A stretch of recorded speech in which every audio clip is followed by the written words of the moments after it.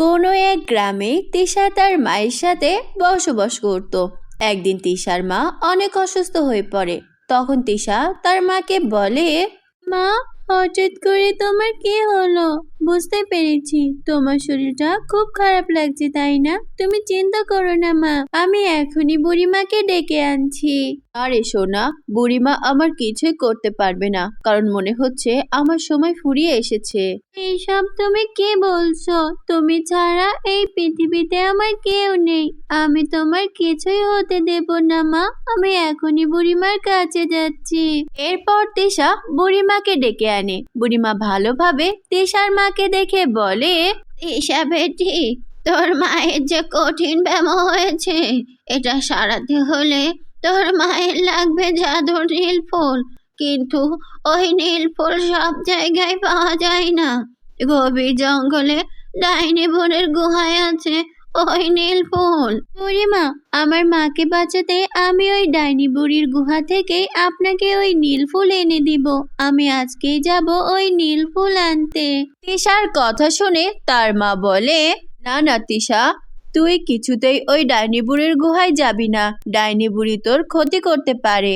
এইভাবে তিশার মা তিশাকে অনেক বোঝানোর চেষ্টা করে, কিন্তু তিশা তার মায়ের কোনো কথাই শোনে না। নিজের মাকে বাঁচানোর জন্য সে সেই গভীর জঙ্গলে ডাইনি বুড়ির গুহায় গিয়ে পৌঁছায়। তখন ডাইনি তিশাকে দেখে বলে, এই কে রে তুই? তোর এত বড় সাহস, তুই এসেছিস আমার গুহায়?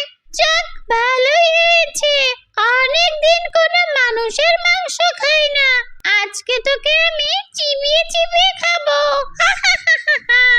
ডাইনির কথা শুনে তিশা একটু ভয় পায় না। সে সাহসিকতার সাথে ডাইনিকে বলে, তুমি আমাকে খেতে চাইলে খাবে, এতে আমার কোনো আপত্তি নেই, কিন্তু তার জন্য তোমাকে আমায় ওই নীল ফুল দিতে হবে, যেটা দ্বারা আমি আমার মাকে সুস্থ করে তুলবো। জাদুর নীল ফুল নিবি? তো ভালো কথা, তার জন্য তোর প্রাণ চাই আমার। আমি রাজি, কিন্তু আমাকে নীল ফুল দাও, আমি আমার মাকে সুস্থ করে আবারও তোমার কাছে ফিরে আসবো। তিশার কথায় সেই দুষ্টু ডাইনি বুড়ি রাজি হয়ে যায়। অতঃপর তিশাকে সে ওই জাদুর ফুল এনে দেয়। তিশা খুশি মনে সেই জাদুর নীল ফুল এনে বুড়িমাকে দেয়। বুড়িমা সেই ফুল দ্বারা তার মাকে সুস্থ করে তোলে। এভাবে তিশা ডাইনি বুড়িকে বোকা বানিয়ে তার মাকে সুস্থ করে তোলে। এদিকে বোকা ডাইনি আজও তিশার জন্য অপেক্ষায় বসে থাকে। তো বন্ধুরা, আমাদের আজকের গল্প তোমাদের কাছে কেমন লাগলো? যদি ভালো লেগে থাকে তাহলে এখনই একটা লাইক দিয়ে আমাদের চ্যানেলটিকে সাবস্ক্রাইব করে দাও। দেখা হচ্ছে পরের কোনো নতুন ভিডিও নিয়ে। ততক্ষণ ভালো থেকো বন্ধুরা, ধন্যবাদ।